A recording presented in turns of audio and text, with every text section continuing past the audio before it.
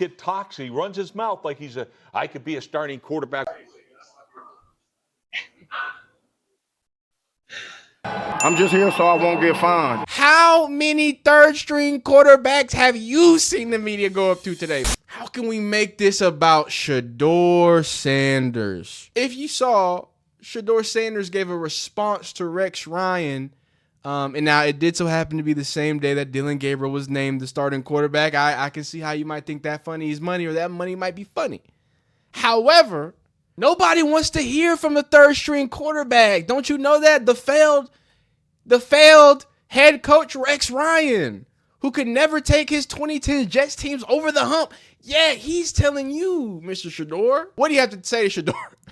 Third quarterback.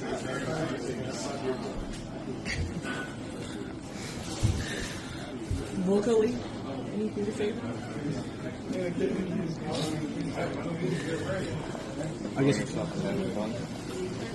So let's go more. What do you think you have to show to the coaches just to have them have that belief in you that you can be ready? What can you say? How much has Joe been important to both you and Dillon in terms of your guys' development to this point?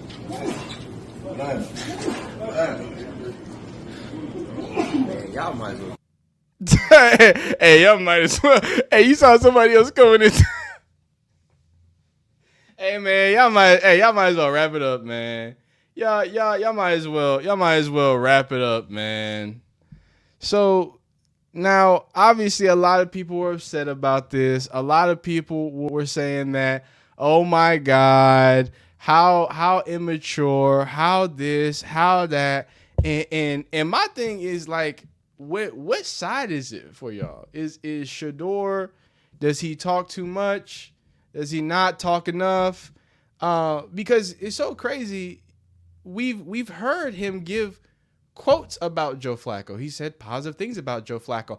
I remember when everybody was piling on Dillon Gabriel and said he said something out of character, and as Shedeur Sanders went out of his way and said, nah, no problems with there. Every single time Shedeur has answered questions similar to that, he has answered, and he has answered it. But like Rex Ryan, right, everybody's favorite failed head coach would say, right? Hey, you need to shut up. And you notice them arms weren't crossed either. I don't know if you could tell, but he was smiling. And here's another thing. I want you to know, I can honestly just play this without the audio anyway. The thing that I love about this is what, and this is going to be my main point in the video. And this has been my main point in making these videos, right? Some people call me a glazer. Some people call me this.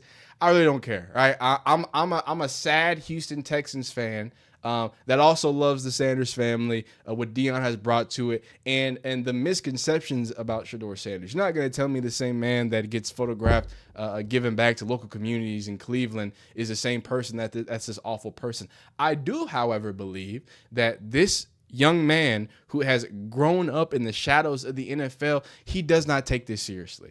And my main point this entire time, I want everybody in my audience to understand this, because I have people who are Shedeur haters who watch for some reason. I have people who are Shedeur lovers who watch, right? I might be in the middle here where I want to see the best for this young man. But my God, I have also seen every single thing he does get taken out of context. In fact, there's something that has been taken out of context so much. It's the Nebraska interview that has perpetuated his immaturity, that has perpetuated him throwing teammates under the bus when he has done no such thing. In fact, if you actually go back and watch some of that, that BYU game he got blown out, go watch the pregame and postgame where he praises his teammates, where when the media asks him questions because he was the projected first-round pick, he says, hey, guys, I have teammates here. I have Cam here. I have Jimmy Horn here. I want to make sure I highlight that. What about the numerous times he shouted out his offensive lines throughout the years? Those things never make the news. Just like it never makes the news when Shedeur had his phenomenal performance. And he sat there in front of the media and he said, you know what? I need to be better. Nobody quotes that. Rex Ryan, where were you? Where was your outburst when that happened? When he went out in his pregame and he had a great performance and he sat there and said, hey, you know what? I could do better. And then he had a bad performance and he said, hey, those sacks were on me. All Shedeur has done when answering these questions throughout the time when it was relevant, because I don't know if you could tell, but he's still QB3. What are y'all asking Shedeur Sanders for? Why? What does it matter? The last time he said something, everybody got mad at him. Rex Ryan found a way to get sensitive about it. Ain't that what y'all do best? I don't understand, but that's all on the surface, right? I really do think, like a Kyrie Irving, maybe even a Kevin Durant, like I think Shedeur Sanders is gonna go down as one of those athletes that just they don't understand him. And I think the biggest thing here is I want y'all to know the smile, the confidence. Dog, it's just another day for him. He does not care. He's focused on football. And that makes people real upset. It makes people upset that Joe Flacco's old ass was in front of that podium looking like he died. Every time we see Joe Flacco, it looks like somebody stole his soul, like Mortal Kombat in his mother. Like Shang Tsung is running through this motherfucker. Like I'm confused, but we see Shedeur say, "Hey, he just smiling, he having a good time." Ain't nobody said nothing but negativity about him. Hey man, I'm gonna kill him with this one. I'm gonna kill him with this one. And I do want to say that there is a special, because I'm about to get into conspiracy land. I'm about to really connect some dots after this. But one thing I have to appreciate, that he could have been passive aggressive. He could have XYZ. He could have sent a cryptic tweet. He could have done so many things, right? Instead, he did nothing, and he smiled about it, and he took his time, and he looked the people in their eyes, and he gave them what they want. Hey, I'm just here so I don't get fined. I'm just here so a freaky foot failed coach don't say my name on ESPN anymore. ESPN, whoa. And that's where dots start. That's where things start connecting for me. That's where I'm like, hey, I start getting a little hot. And by the way, before we even do that, shout out to y'all know Coach Prime. He said, "Good one, son." I think he said you killed him with that. So Coach Prime, as always, in support of the pettiness. If I say, if there's anything as a Glazer of the Sanders family, I'll say they petty now. They got the receipts and they read them thoroughly. All right, so be prepared. If you're gonna say something, they gonna smack it right back at you. That's all I'm gonna say, right? But of course, so many people were upset. People were calling him an idiot. Some of the people, blah, blah, blah, blah, blah. What a loser. These are people, draft analysts, right? And really at the end of the day, and this is where I'm about to get into my tinfoil, and where I'm like, ESPN, interesting. Adam Schefter tweeting this out? When's the last time you seen Adam Schefter tweet out stuff about a fifth round pick?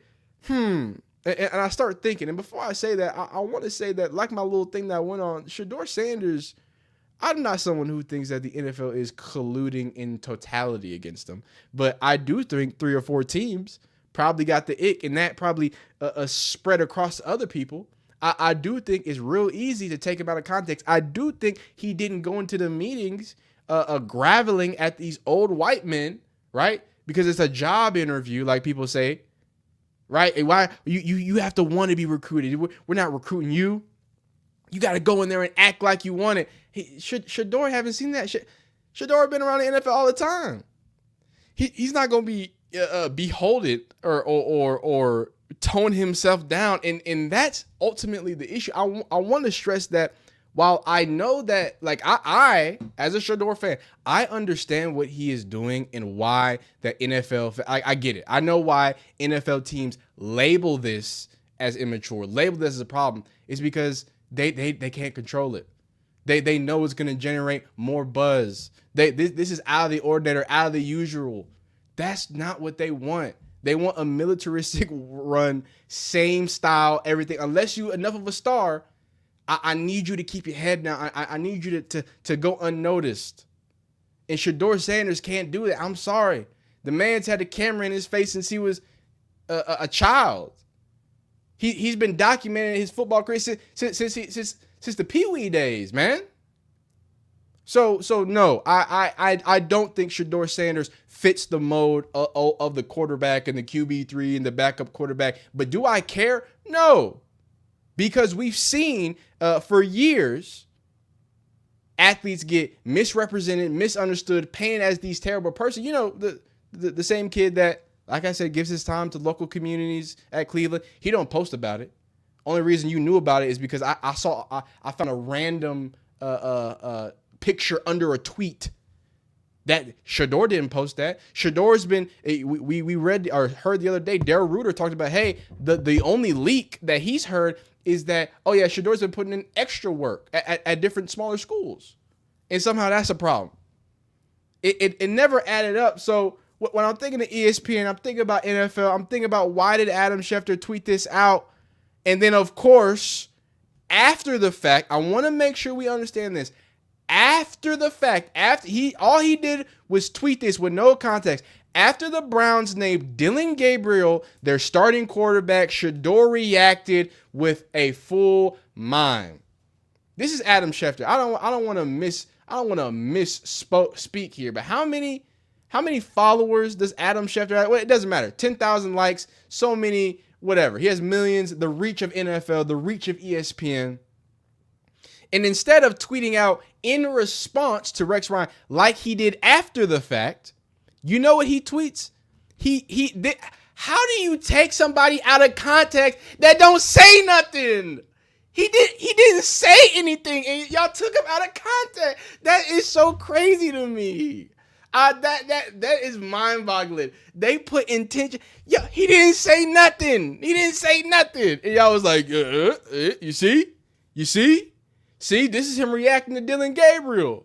He went full mom. He didn't want to say nothing about it. Man, stop it. And it would be okay. If you just did this, I would be like, hey, maybe Adam Schefter didn't know. Maybe Adam Schefter had no idea that Rex Ryan went on a screaming assault like just 2 days ago. Maybe Adam Schefter didn't know that this happened. Sure, and I'm the color purple. Like what are we talking about? I got antennae coming out my head. No, of course he knew that Rex Ryan did that. And you know how I know is because after the fact, I don't know if you can tell, this isn't quote tweeted. This isn't it's not attached to the original tweet. No. Oh, I forgot after specifically doing this. And by the way, you can edit tweets, Adam Schefter. Y'all are nasty. So I really wish, and I don't want to be a conspiracy theorist, but come on, dog.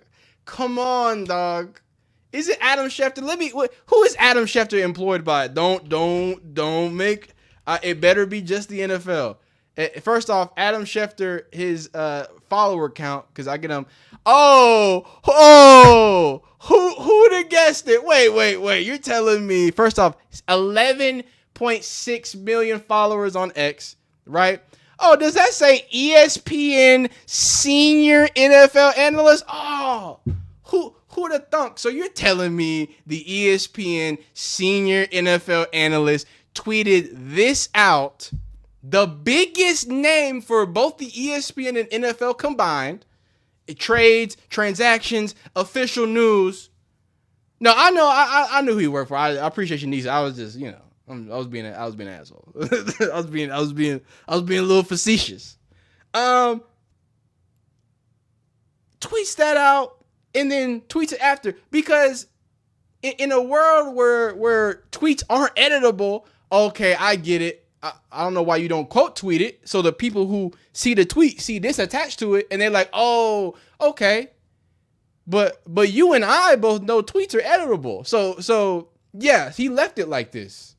And then after the fact, oh, I'm sorry, I forgot to point out on the same station that employs me as the head NFL analyst, an NFL analyst on ESPN, the company that pays me. There just so happened to be this interview that I completely forgot to add context with. Man, that just seems so convenient, right? Nah, that's just it's all a coinky dink. Hey, that's on me. But that guy, I kept thinking. I got a large head. I don't know. You can see his forehead busting out this hat right now. But I start connecting some dots, and I remember, I don't know if you remember, but Mr. Rizzo, and I talked about this in the Dylan Gabriel video, Mr. Tony Rizzo made the case, not made the case, but he leaked, him and Tony Grossi the same morning, and Mary Kay leaked that Dylan Gabriel was going to be the starting quarterback a day before. Y'all can go watch. I uploaded the video before. We heard about it. Hey, and I said in that video, because the video before that, we talked about Rex Ryan, and we talked about how when Rex Ryan, or when Tony Rizzo was saying it, and Tony Rizzo and Tony Grossi, of all people, they were both like, I have to assume, I think that Rex Ryan has sources that would tell him about that. Now, that would be all cool. That would be crispy. That would be just fine, right? If not, here's the problem. And here's the video that I'm referring to, right? Rex Ryan said he didn't just pull it out of nowhere. That is inferring that a kid is not working as hard as he should be on Rex Ryan's comments about Shedeur Sanders. However, no, sorry. Let me calm down. What you want me to know, or what you want me to think, is that Rizzo and Grossi, some of the most notorious in the ESPN NFL media landscape, Cleveland landscape, sorry, for the Browns, they're locked into the fact that they are basically soft launching the quarterbacks before they go out there. They're the ones that put that out. Okay? They put it out. That's what Riz, he started the top of his Tuesday show with it. Or Tuesday Tuesday show with it. So you want me to believe that they have intel on what they're gonna do, and they can stand on that. They can stand on the fact that, oh yeah, Dylan Gabriel is gonna be quarterback, and it just came to be true. Look at that. The official announcements come. But they have no concrete source telling them that Shedeur Sanders is not doing what he's supposed to. Every time Tony Rizzo and Tony Grossi, he brings it up, it's like well, is he? I don't know. I don't know. You definitively said Dylan Gabriel is going to start. That's what you did. You came out, you said he's going to start. The next day, you came out and start. So you telling me that the day before because I don't forget, Schefter. I just don't forget. Or if you're Rappaport, I forgot which one that did it. But the Baltimore stuff. You're telling me they didn't know about the Baltimore stuff before that came out? You're telling me that something so well known that Rex Ryan knows, they don't have a confirmation about it? And now, on that same week, the same week that Rex Ryan legitimately, like, people were confused. If you watch the clip for the Rex Ryan when we did, niggas was like, what? Like, what? He starts it off by saying, I want him to start, and then, like, goes into, like, a weird rant. Dog, they're getting sloppy. You feel me? It's getting real sloppy. It's getting real sloppy. I want to end this with this. I want y'all to pay attention to the narratives that are being painted. I want you to pay attention to when he says nothing, lots of negativity comes from it, right? But when he speaks his mind, everybody tries to take him out of context. I don't know what you want him to do at this point. You want him to be sad? You want him to call himself ass? You want him to be like Cam Ward? Huh? We ass. What if he did that? What if Shedeur Sanders got up there and said, hey, I'm ass, we ass, everybody ass. We 1-3. Y'all ain't having fun anymore, huh? Football ain't fun anymore, huh? That's crazy, man. But no, so when I say that there are concerted efforts, I don't think there are concerted efforts to take his money. I don't think they're trying to blackball him out the league. I do, however, I can clearly see, I'm seeing the actions. I'm seeing an edible tweet not get edited and put in certain context out. I'm seeing late responses. I'm seeing consistent, certain, what's it called?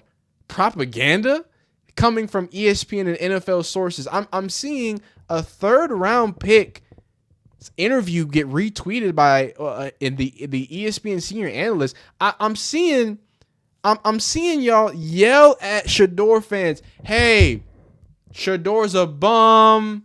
He's this, he's that. He's not popular. He's just a 5th round pick. Forget about it. Y'all say that to Shedeur fans and then parade Shedeur around anytime you can.